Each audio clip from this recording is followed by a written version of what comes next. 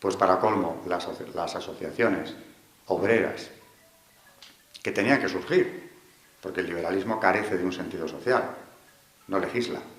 El Estado liberal, durante todo el siglo XIX, no lleva a cabo una política social porque no legisla socialmente.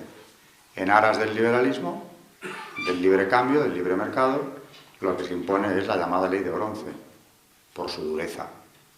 Es decir, que se crea una masa de desheredados que además han perdido su arraigo en la tradición secular de sus respectivos lugares. Es el momento de la revolución industrial, de las grandes migraciones del campo a la ciudad, donde estas masas quedan, como digo, desarraigadas también en lo espiritual y, por supuesto, explotadas, no cabe negarlo, hasta límites inhumanos, como denuncia León XIII en esa encíclica que hizo Historia y consideramos el punto de arranque de la doctrina social de la Iglesia, Rerum Novarum, en la cual, una encíclica que yo recomiendo siempre leer de cabo a rabo, denuncia todos los males de su tiempo. Denuncia ese liberalismo salvaje, ese capitalismo sin freno que ha embrutecido a millones de hombres, condenándoles a una vida sin esperanza, convirtiéndolos en animales de carga, sin ningún tipo de derecho. Lo condena. Inteligentemente llama no solo a los empresarios que no tenían la solución en su mano, porque como grupo social los había más o menos injustos, pero el que quisiera serlo no podía permitírselo, porque si el Estado no regula las relaciones laborales, el que quiera ser justo tendrá que echarle cierre patronal, por una cuestión empresarial, de costes. De manera que era en manos del Estado principalmente donde estaba esa solución y el Estado no había querido saber absolutamente nada. El Estado liberal es así. También se ocupa del Estado, León XIII. Y, naturalmente, ya en ese momento, en 1891, que es la fecha de la encíclica, se ocupa también de los movimientos obreros. Porque la Internacional de los Trabajadores, fundada a mediados del siglo XIX, hay varios congresos de la Internacional, 1864, 65, 67, en donde cada delegación de las organizaciones obreras envía sus comisiones a primero Londres, La Haya, van reuniéndose, va imponiéndose un criterio. Bueno, había dos igualmente perversos, porque uno era el anarquismo de Bakunin, que era la demolición de todas las instituciones, por supuesto de todas, incluyendo el Estado.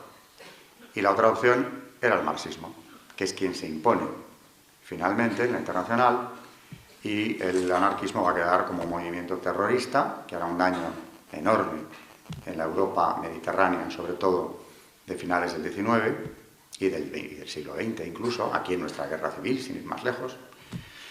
Pero el marxismo se hace con el control de la Internacional. Y para empezar a hablar de la Revolución de Rusia tenemos que entender un poco lo que es la idea marxista. Ya en 1848, la última de las revoluciones liberales, viene acompañada de marxismo, porque es liberal, pero en esa ocasión los organizadores burgueses de esa revolución acuden a las masas obreras ya organizadas y toman la calle en París, con manifestaciones como no se habían visto nunca, cientos de miles de personas, que claro, acaban con la monarquía de Luis Felipe y proclaman un nuevo régimen que estuvo a punto de convertirse en comunista. Y ese año, casualmente, bueno, casualmente es una broma, aparece el Manifiesto Comunista. Ya Marx está en acción, todavía no ha tenido lugar la primera asamblea de la Internacional, pero el Manifiesto Comunista ya está en el aire y lanza una idea fuertísima que va a ser el golpe de gracia de la sociedad occidental, en muchos aspectos. Proletarios del mundo unidos. Es decir, frente a los conceptos de patria y religión que habían primado a pesar del régimen liberal en Europa, generalmente en una mayor parte de la población, lo que propone Marx es darle la espalda a esos dos conceptos en aras a esa unión proletaria que él plantea como la única salida que tiene el proletariado para liberarse de su esclavitud. Por tanto, el concepto de patria es perverso en Marx porque sirve solo a estructuras de poder. Lo que él viene a decir es que la Revolución Francesa fue necesaria, estuvo bien, porque acabó con el antiguo régimen, pero absolutamente innecesaria, porque lo único que había hecho, según su análisis, era ampliar la base de los opresores. Es decir, si en el antiguo régimen era un porcentaje mínimo, los estamentos privilegiados, clero y nobleza, bueno, con el régimen liberal se había ampliado esa masa, pero los de siempre no habían ganado nada, sino al contrario. En parte era verdad, porque el liberalismo suprime también los gremios, que eran el último refugio de las organizaciones que quedaban de los antiguos sectores gremiales de producción. También desaparecen. O sea que sobre una base cierta de una explotación inmisericorde que han denunciado no solo León XIII, sino muchos papas después, lo que se crea es un sistema que, lejos de ser la solución a los propios problemas del explotado, lo que hacen es introducirle en una esclavitud peor que la que ya conocía.